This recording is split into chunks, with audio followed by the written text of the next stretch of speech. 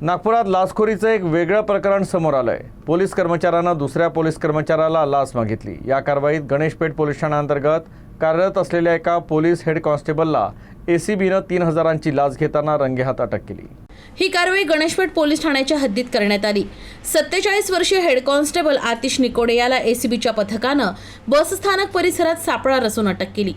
आरोपीनं सुरुवातीला तक्रारदाराला 5,000 रुपयांची लाच मागितली, मात्र 3,000त सौदा निश्चित झाला।